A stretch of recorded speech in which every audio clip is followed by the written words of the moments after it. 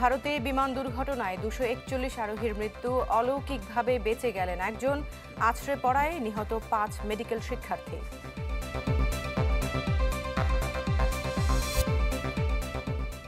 সবার নজর লন্ডনে, ইউনুস তারেক আলোচিত বৈঠকে রাজনীতির হাওয়া বদলের আভাস। বাকিংহাম প্যালেসে ব্রিটিশ রাজার সাথে ডক্টর ইউনুসের সাক্ষাৎ, দেশে ফিরতে বাধা নেই তারেকের।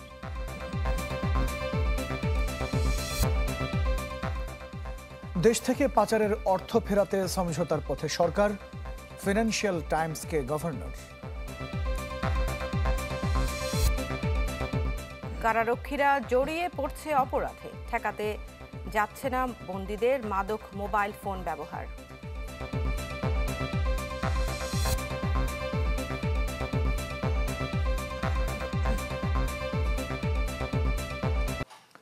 পুরো খবর। স্মরণকালের সবচেয়ে মর্মান্তিক বিমান দুর্ঘটনা দেখল ভারত। আহমেদাবাদে উড্ডয়নের পরপরই একটি ছাত্রাবাসের উপর আছড়ে পড়ে এয়ার ইন্ডিয়ার বিমান, মুহূর্তেই বিধ্বস্ত হয়, আশপাশে ছড়িয়ে পড়ে আগুন। এতে 241 আরোহী মারা গেছেন বলে নিশ্চিত করেছে প্রশাসন। তবে অলৌকিকভাবে বেঁচে গেছেন এক যাত্রী, প্রাণ গেছে মেডিকেল হোস্টেলের 5 শিক্ষার্থীর। এই ঘটনায় শোক জানিয়ে ভারতের প্রধানমন্ত্রী নরেন্দ্র মোদীকে বার্তা দিয়েছেন প্রধান উপদেষ্টা ডক্টর মোহাম্মদ ইউনুস। উড্ডয়নের কয়েক মিনিটের মাথায় আহমেদাবাদের মেঘানী নগরে এভাবে আছড়ে পড়ে এয়ার ইন্ডিয়ার বিমান, মুহূর্তেই চারপাশে ছড়িয়ে পড়ে আগুনের কুণ্ডুলি। ক্রুসহ 242 আরোহী নিয়ে লোকালয়ে বিধ্বস্ত হয় লন্ডনের উদ্দেশ্যে যাত্রা করা বিমানটি, গিয়ে পড়ে একটি ছাত্রাবাসের ওপর। এ সময় আগুন ছড়িয়ে পড়ে আশপাশের ভবনে, পুড়ে ছাই হয়ে যায় রাস্তায় পার্ক করা গাড়িও। দ্রুত স্থানীয়দের সাথে উদ্ধার কাজে যোগ দেয় ফায়ার সার্ভিসের কর্মীরা। গুরুতর আহতদের নেওয়া হয় স্থানীয় সিভিল হাসপাতালে। জানা গেছে, বিধ্বস্ত AI-171 ফ্লাইটটিতে ছিলেন গুজরাটের সাবেক মুখ্যমন্ত্রী বিজয় রূপানী। इंसिडेंट बनने के विदिन 2-3 मिनट्स में पुलिस, बाकी सभी बॉडियां, सिविल एडमिनिस्ट्रेशन, कॉर्पोरेशन वगैरह सभी लोग आ गए थे। फायर फाइटर वगैरह स्थल पे हाजिर है। বিমানের যাত্রীদের মধ্যে 53 জন ব্রিটিশ, 7 পর্তুগিজ এবং একজন কানাডিয়ান বাদে বাকিরা ভারতীয়। ঘটনায় শোক প্রকাশ করেছেন ভারতের প্রধানমন্ত্রী নরেন্দ্র মোদী ও ব্রিটেনের প্রধানমন্ত্রী কিয়ার স্টারমার। শোক জানিয়ে নরেন্দ্র মোদীকে বার্তা দিয়েছেন প্রধান উপদেষ্টা doctor Mohammad Yunus. Air India জানায়, AI-171 ফ্লাইটটি উড্ডয়নের কয়েক সেকেন্ড পরই পাইলটের থেকে শেষ সিগন্যাল আসে। ঘটনায় ক্ষতিগ্রস্ত সবার পরিবার এবং প্রিয়জনের প্রতি সমবেদনা জানিয়েছে সংস্থাটি। বিধ্বস্ত হওয়া বিমানটির মডেল বোয়িং 787-8 ড্রিম লাইনার। মাত্র 6 সপ্তাহ আগে এই মডেলের বিমানে 100 কোটি যাত্রী পরিবহনের মাইল ফলক অর্জন করে মার্কিন কোম্পানিটি। তাই এত বড় দুর্ঘটনার পর বিতর্কের মুখে পড়েছে নির্মাতা কোম্পানিও। ওয়ালিউল্লাহ ফারুক, চ্যানেল 24। বিমান দুর্ঘটনায় বেঁচে ফেরার ঘটনা বিরল। তবে আহমেদাবাদে এয়ার ইন্ডিয়ার বিমান বিধ্বস্তের পর অলৌকিকভাবে বেঁচে ফিরেছেন এক যাত্রী, যেমনটি আগের প্রতিবেদন আপনারা দেখছিলেন। রক্তাক্ত অবস্থায় ঘটনাস্থলের পাশে ঘুরে বেড়াতে দেখা যায় তাকে। পরে চিকিৎসার জন্য নেওয়া হয় হাসপাতালে। আহমেদাবাদে স্মরণকালের ভয়াবহ বিমান দুর্ঘটনার পরই প্রশ্ন ওঠে হতাহতের প্রকৃত সংখ্যা নিয়ে। দুর্ঘটনার ভয়াবহতায় বিমানের কেউই বেঁচে নেই বলে ধারণা করা হয়। ঘণ্টা দুয়েকের ব্যবধানে আর কোনো আরোহী বেঁচে নেই বলে জানায় আহমেদাবাদ পুলিশ। তবে কিছুক্ষণ পর প্রকাশিত এক ভিডিওতে দেখা যায় অলৌকিকভাবে বেঁচে গেছেন এক যাত্রী। ঘটনাস্থলের আশপাশে রক্তাক্ত অবস্থায় ঘুরে বেড়াতে দেখা যায় তাকে। আহত অবস্থায় পরে নেওয়া হয় হাসপাতালে। ভারতীয় গণমাধ্যমের প্রতিবেদনে দাবি করা হয়, 11A নম্বর সিটে ছিলেন বেঁচে যাওয়া ওই ব্যক্তি। তার সাদা টি শার্ট আর গাঢ় রঙের প্যান্টে ছিল রক্তের দাগ, পুড়ে গেছে জামার সামান্য অংশও। দুর্ঘটনায় বিমানের 241 আরোহীর মৃত্যুর খবর নিশ্চিত করেছে স্থানীয় প্রশাসন। নিহতদের পরিচয় শনাক্তে কাজ করছে কর্তৃপক্ষ। ওয়ালিউল্লাহ ফারুক, চ্যানেল 24। দর্শক, আহমেদাবাদে বিমান বিধ্বস্ত হবার খবর জানাতে ভারত থেকে এই মুহূর্তে আমাদের সাথে যুক্ত হচ্ছেন সহকর্মী শুভজিৎ পদতুণ্ড। জি শুভজিৎ, এই মুহূর্তে আসলে উদ্ধার তৎপরতার বিষয়েই জানতে চাই আমরা। 241 জনের খবর পেয়েছি, একজন তো অলৌকিকভাবে বেঁচে গেছে বলে নিশ্চিত করা হয়েছে। সব মিলিয়ে এখনকার পরিস্থিতিটা একটু বলবেন। দেখুন, উদ্ধার কাজ প্রাথমিকভাবে শেষ করা হয়েছে, তবে ডিএনএ স্যাম্পেল যেটা জোগাড় করার কাজ সেটা কিন্তু চালানো হচ্ছে। কারণ ডিএনএ স্যাম্পেলের মাধ্যমে কিন্তু বলা যেতে পারে যে ঠিক কতজন নিহত বা তাদের পারিবারিক পরিচয় সেগুলো কিন্তু নিশ্চিত করা যেতে পারে। কারণ নিহতদের প্রত্যেকের মাথাপিছু যে বিমান সংস্থা এয়ার ইন্ডিয়া তারা কিন্তু 1 কোটি টাকা ক্ষতিপূরণ ইতিমধ্যে দেবে বলে জানিয়েছে। অন্যদিকে যেসব যে বেসামরিক স্থাপনা যেগুলো ক্ষতিগ্রস্ত হয়েছে সেগুলো কিন্তু তারা পুনর্নির্মাণে সহযোগিতা করবে বলে জানিয়ে দিয়েছে। এই মুহূর্তে যেটা ডিজিসিএ এর তরফ থেকে জানানো হচ্ছে, বারবার করে একটা কথা বলা হচ্ছে, ডিজিসিএ কিন্তু আজ একবার সংবাদ বিজ্ঞপ্তি প্রকাশ করেছে। তারা বলছে যে তাদের যেটা অনুমান যে বার্ড হিটের মাধ্যমেই যে ইঞ্জিনের পাওয়ার লস হয়েছে তার ফলে কিন্তু দুর্ঘটনা ঘটেছে। যদিও আজকে দীর্ঘকালীন ধরে অনেক পাইলটদের সাথে কথা হয়েছে, অভিজ্ঞ পাইলটদের তারা মতামত নিচ্ছে এবং সেখানে কিন্তু একাধিক মতামত উঠে আসছে যে রানওয়েতে কোনো সমস্যা ছিল কিনা। প্রাথমিকভাবে যেখানে যাচাই বাছাই করা হয় এবং সেখানে দেখা যায় রানওয়ের তরফ থেকে রানওয়ে ক্লিয়ার ছিল। দ্বিতীয় জিনিস যেটা দেখা হয় সেটা ওয়েদারও কিন্তু আজ ক্লিয়ার ছিল। তৃতীয় জিনিস যেটা মাল্টিপল ভিডিও ফুটেজ যেগুলো সামনে এসেছে সেখান থেকে দেখা যায় যে বিমানে কোনো রকম বিস্ফোরণ ঘটেনি এবং বিমান আকাশ থেকে প্রায় 600 ফুট উপরে উচ্চতা থাকাকালীনও তারা তাদের ল্যান্ডিং গিয়ার তারা এখনো নিচু অবস্থায় ছিল, সেই ল্যান্ডিং গিয়ার তারা তোলেনি। অর্থাৎ একটা জিনিস কিন্তু স্পষ্ট যে বিমান উড্ডয়নের সঙ্গে সঙ্গেই পাওয়ার লস ফেস করছিল এবং মে ডে ডিক্লেয়ার করেছিল। ফলে বিমানটির পাওয়ার লস এটা কিন্তু সম্পূর্ণ ক্লিয়ার। তারা বলছে যদি বার্ড হিট হয়ে থাকে সেটা কিন্তু অনেকটা হাডসন রিভারে যেভাবে বিমান দুর্ঘটনা ঘটেছিল ঠিক সেই ধরনের বিমান দুর্ঘটনার সম্মুখীন তারা হয়েছিল। তবে এক্ষেত্রে তারা বলছে যেহেতু এই বিমানের ইঞ্জিন অনেকটাই বড়, সেক্ষেত্রে সিঙ্গেল বার্ড হিট নয়, বড় বার্ড হিট হতে পারে এবং মাল্টিপল কারণ থাকতে পারে এই দুর্ঘটনার পিছনে। আপাতত তারা কোনো স্পেকুলেশনে যেতে বারণ করছে। তারা বলছে ফ্লাইট রেকর্ডার বা ককপিট ভয়েস রেকর্ডার যে কোনো এইগুলোর যখনই সামনে আসবে, তদন্ত প্রতিবেদন সামনে আসবে, তারপরেই দুর্ঘটনা সম্পর্কে প্রকৃত কোনো কারণ সেটা জানা যাবে। আপাতত যারা হতাহত রয়েছে তাদের চিকিৎসা এবং যারা এই মুহূর্তে যাদের ডিএনএ স্যাম্পল কালেক্ট করা হচ্ছে তাদের পরিবারকে তাদের মৃতদেহ বুঝিয়ে দেওয়া, এই দিকেই কিন্তু সরকার নজর দিচ্ছে। সরকার কিন্তু মূল তদন্ত তারা কিন্তু অন্যভাবেই সেই গতি প্রকৃতি চালানোর দিকে তারা নজর দিয়েছে। শুভজিৎ প্রতিদ্বন্দ্বকে ধন্যবাদ। আহমেদাবাদ থেকে আমাদের সাথে যুক্ত হয়েছিলেন। বিমান দুর্ঘটনার সবশেষ খবর তিনি জানাচ্ছিলেন। দেশ জুড়ে তোলপা ওয়ালটন ফ্রিজ কিনে আপনিও হয়ে যেতে পারেন মিলেনিয়ার। লন্ডনে প্রধান উপদেষ্টা ডক্টর মোহাম্মদ ইউনূস ও বিএনপির ভারপ্রাপ্ত চেয়ারম্যান তারেক রহমানের বৈঠক আগামীকাল। স্থানীয় সময় সকাল 11টায় শুরু হতে পারে আলোচিত এই বৈঠক। বিএনপি নেতাদের আশা এই বৈঠকের মাধ্যমে ফিরবে গণতন্ত্র। জানান আলোচনায় গুরুত্ব পাবে জাতীয় নির্বাচন। এছাড়া সংস্কার নিয়েও আলোচনা হবে।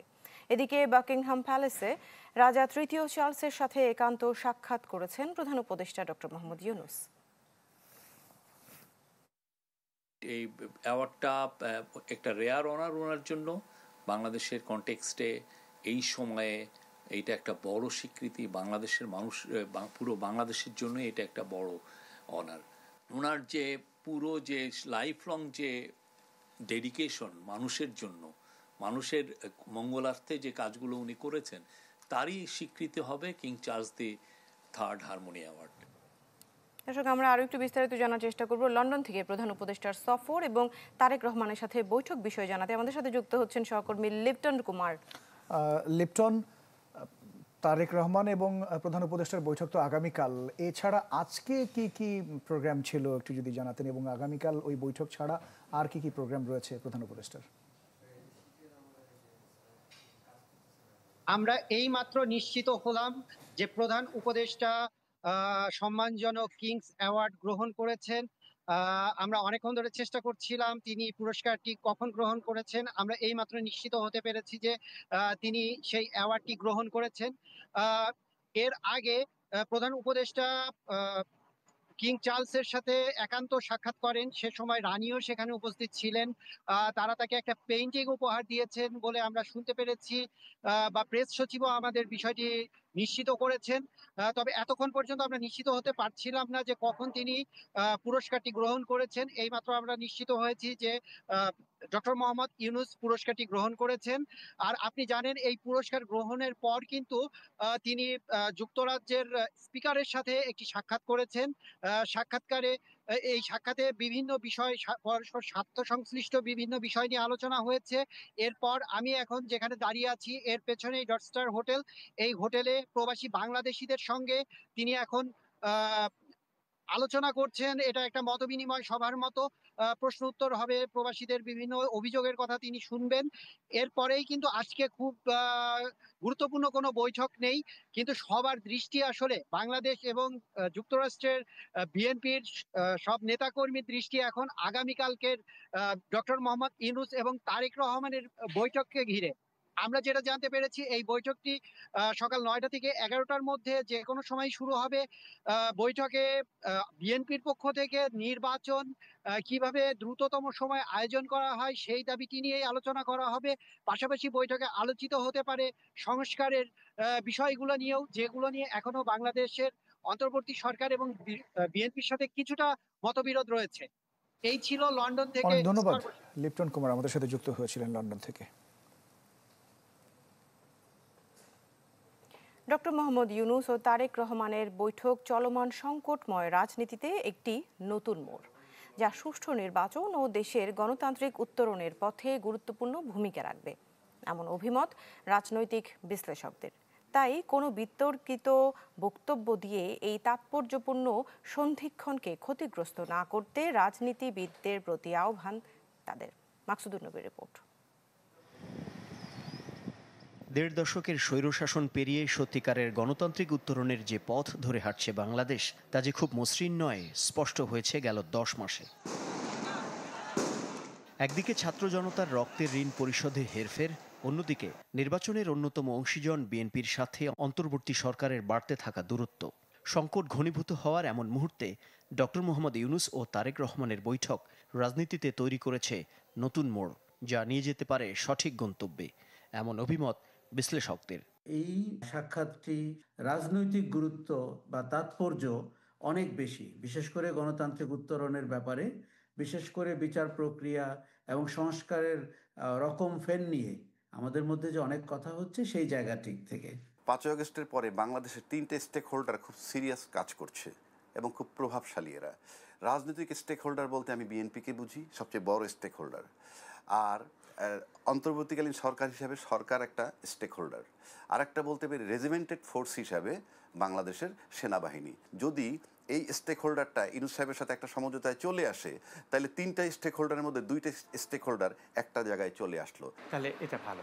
রাজনৈতিক বিশ্লেষকরা মনে করেন ইউনূস তারেক বৈঠক কেবল নির্বাচনী তারিখের আলোচনায় আবদ্ধ রাখা ঠিক হবে না, বরং সুরাহা টানতে হবে সংস্কার, জুলাই সনদ ও গণহত্যাকারীদের বিচার ইস্যুরও।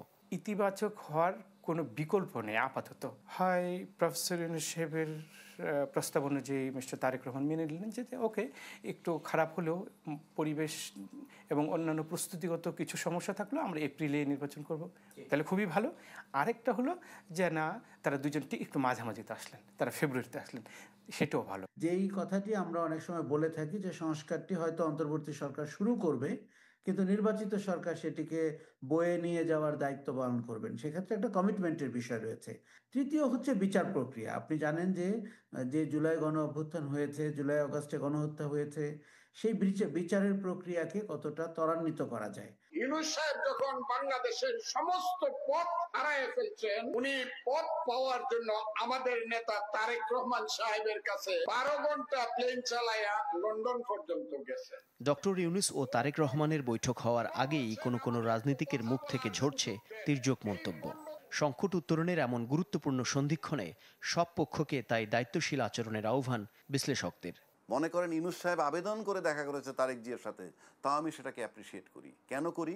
গণতন্ত্রে বা দেশের স্টেবল সিচুয়েশন করতে হইলে এরকম বড় স্টেক হোল্ডারের সাথে তার আলোচনা করা দরকার, আলোচনা সবসময়ই করা দরকার। সংকটের এরকম একটি জায়গায় দাঁড়িয়ে আমার ধারণা কোনো দায়িত্বশীল রাজনীতিবিদ এ ধরনের মন্তব্য করতে পারেন না। তাদের দলের উচিত হবে তাদের ব্যাপারে ব্যবস্থা নেওয়া। অন্তর্বর্তী সরকারের প্রধান উপদেষ্টা ও বিএনপির ভারপ্রাপ্ত চেয়ারপারসনের মধ্যে বৈঠক সফল হলে পতিত আওয়ামী লীগ আরও অপ্রাসঙ্গিক হয়ে উঠবে বলে মনে করেন রাজনৈতিক বিশ্লেষকরা। মাকসুদুন নবী, চ্যানেল 24, ঢাকা। ইউনূস তারেক বৈঠক নিয়ে কৌতূহল বাড়ছে দেশের রাজনৈতিক অঙ্গনে, যাকে ইতিবাচক হিসেবেই দেখছে দলগুলো। বিএনপি বলছে এটি হতে পারে রাজনীতির টার্নিং পয়েন্ট। অন্যদের কাছে নির্বাচনের সময় কিংবা জুলাই আকাঙ্ক্ষার ফাটল মেরামতের উদ্যোগ। তবে তার জন্য অপেক্ষা করতে হবে আরও কিছুটা সময়। শফিকুল ইসলাম সবুজ জানাচ্ছেন বিস্তারিত। অতীতেই বাংলাদেশেই রেকর্ড রয়েছে 3 মাসের মধ্যে জাতীয় নির্বাচন অনুষ্ঠিত করা সম্ভব। অন্তর্বর্তীকালীন সরকারের প্রতি আহ্বান, আগামী ডিসেম্বরের মধ্যেই জাতীয় নির্বাচন অনুষ্ঠিত হতে হবে।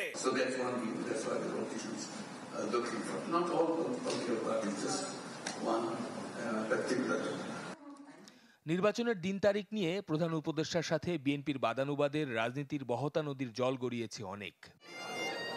তাই ঢাকা থেকে প্রায় ৮,০০০ কিলোমিটার দূরে লন্ডনের ডরচেস্টার যেন হঠাৎই হয়ে উঠেছে দেশের রাজনীতির আলোচনার কেন্দ্রবিন্দু। সেখানেই শুক্রবার সকালে প্রধান উপদেষ্টা ডক্টর মোহাম্মদ ইউনূসের সাথে বৈঠক করবেন বিএনপির ভারপ্রাপ্ত চেয়ারম্যান তারেক রহমান। তার দল যাকে বলছে রাজনীতির টার্নিং পয়েন্ট। এটা একটা টার্নিং পয়েন্ট হতে পারে আপনার কি, যদি সবকিছু সঠিকভাবে চলে। দেশের অন্যান্য রাজনৈতিক দলগুলোর চোখও এখন লন্ডনে। আমরা মনে করি একজন রাজনৈতিক নেতা রাষ্ট্রের দায়িত্ব পালন করি যে কোনো ব্যক্তির সাথে যে কোনো স্থানে সৌজন্য সাক্ষাতে মিলিত হতে পারে, এটা ইতিবাচক রাজনীতিরই একটি অংশ। সিদ্ধান্ত গ্রহণের ক্ষেত্রে তারেক রহমান ছাড়া আর অল্টারনেটিভ তাদের কোনো নেই।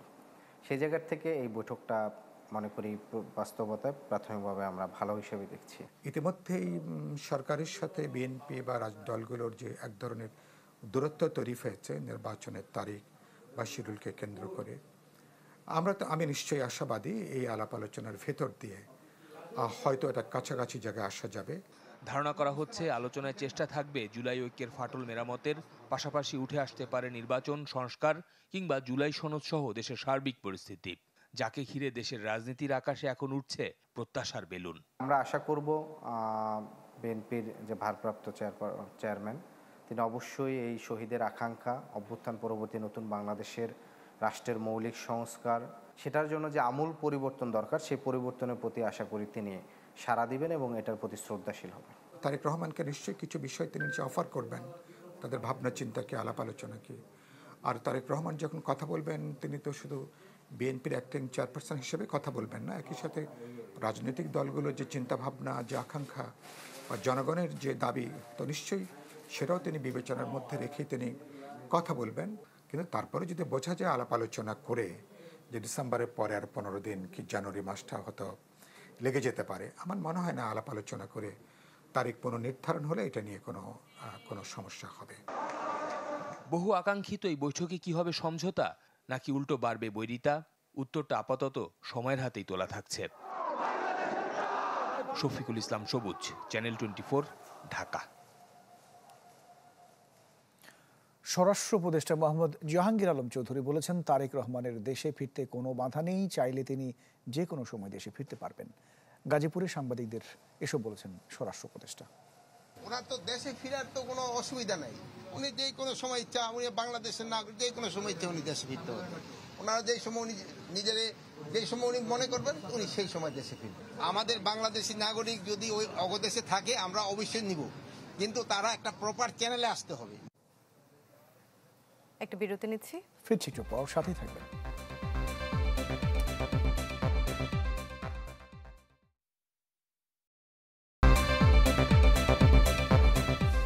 আবারও আমন্ত্রণ রাত 10টার খবর। আপনারা দেখছেন চ্যানেল 24।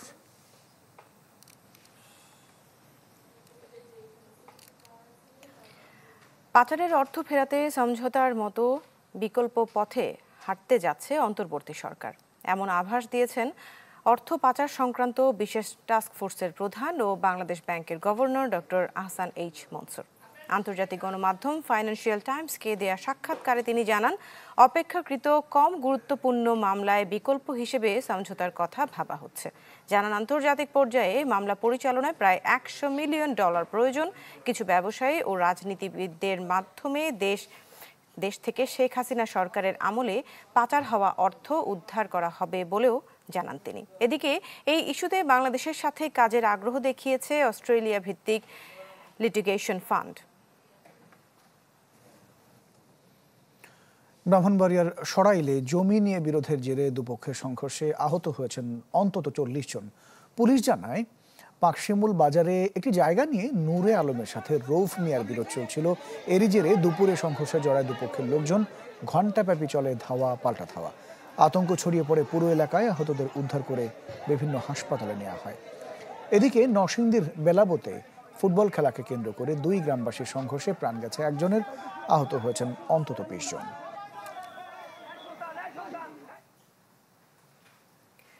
সিলেট ও সুনামগঞ্জ সীমান্ত দিয়ে আরও 70 জনকে পৌঁছিন করেছে ভারত। তাদের হেফাজতে নিয়েছে বিজিবি। ভোরে সিলেটের কোম্পানিগঞ্জ ও জৈন্তাপুর সীমান্ত দিয়ে 53 জনকে বাংলাদেশে ঠেলে দেওয়া হয়। এদের মধ্যে 17 জন পুরুষ, 14 জন নারী ও 22 জন শিশু। তারা সবাই কুড়িগ্রাম ও লালমনিরহাটের বাসিন্দা। এদিকে সুনামগঞ্জের সনবাড়ি সীমান্ত দিয়ে আরও 17 জনকে পৌঁছিন করেছে ভারতীয় সীমান্তরক্ষী বাহিনী। এছাড়া লালমনিরহাট সীমান্তে কয়েকজনকে পৌঁছিনের চেষ্টা করে বিএসএফ, তবে বিজিবি ও গ্রামবাসীর বাধায় তা ব্যর্থ হয়। সেলফি আপু, এখন কিছু খাওয়াও। এখন ইভিনিং এ চরম ক্রেভিং, চাই কিছু এক্সাইটিং। মিস্টার নুডলস হয় কুকিং, টেস্ট হয় amazing. Mr. Noodles, amazing taste. Mr. Noodles, enjoy the best. Mr. Noodles, amazing taste. Mr. Noodles, Mr. Noodles, Mr. Noodles. আর প্রতিষ্ঠান রাত 10টার খবর। কখনো কারা কর্তৃপক্ষের চোখ এড়িয়ে, কখনো বা যোগ সাজসে কারাগারে মোবাইল ফোন ব্যবহার করেন বন্দীরা। এছাড়া দেদারসে চলে মাদক বেচাকেনা এবং সেবনও। চ্যানেল 24-কে কারা মহাপরিদর্শক জানিয়েছেন, কারাগারে ফোন ব্যবহার ঠেকাতে জ্যামার ব্যবহার করা হবে। হিরণ খানের রিপোর্ট। বিপুল সংখ্যক মোবাইল ফোন জব্দ করা হয়েছে এমন এক জায়গা থেকে যেখানে এসব ডিভাইস ব্যবহারই নিষিদ্ধ। দেশের কারাগারগুলোতে চলে এমন নানা অবৈধ কর্মকাণ্ড। 5 আগস্টের পর থেকে এসব অপতৎপরতা ঠেকাতে জোরদার করা হয়েছে কার্যক্রম। গত 9 মাসে শুধু ঢাকা কেন্দ্রীয় কারাগারে বন্দীদের কাছ থেকে উদ্ধার করা হয়েছে 1000-এরও বেশি মোবাইল ফোন। তাদের সাপ্লাই রুটগুলো বন্ধ করার চেষ্টা করছি। একটা আমাদের মেবি অসাধু কিছু কর্মকর্তা কর্মচারী তাদের যোগ সাজস হয়, এইটাকে তখন এন্ট্রিটাকে বন্ধ করার জন্য আমরা কঠোর নজরদারি আনছি যাতে এন্ট্রিতে প্রপার চেক হয়। ধরা পড়ছে কিন্তু এর পাশাপাশি আমরা আসলে কম্প্রিহেন্সিভ জ্যামিং সিস্টেম যেটা আসলে কারাগার ভিতরে যাতে কোনোভাবে মোবাইল থাকলেও যাতে কোনোভাবে কমিউনিকেট করতে না পারে, এই ব্যবস্থাটা ইনকর্পোরেট করার চেষ্টা করেছে। জেলখানায় মাদক বেচাকেনা আর সেবনও কম চলে না। এছাড়া মাদক প্রবেশের বড় রুটও চিহ্নিত হয়েছে। কিছু বন্দী আছেন তারা যখন কোর্টে যান তখন ওখানে থেকে একটা এন্ট্রি হয়, যে কারণে আমরা আমাদের যে scanner, body scanner, luggage scanner, এগুলোকে আমরা অ্যাক্টিভ করেছি যাতে এগুলো দিয়ে আমরা কিন্তু আইডেন্টিফাই, পেটের মধ্যে থাকলেও কিন্তু ধরতে পারছি এবং বেশ কিছু ডিটেক্ট হয়েছে এর মধ্যে। মাদকসহ নানা অপরাধে কারা কর্মকর্তা কর্মচারীদের জড়িত থাকার অভিযোগ অস্বীকার করছেন না মহাপরিদর্শক।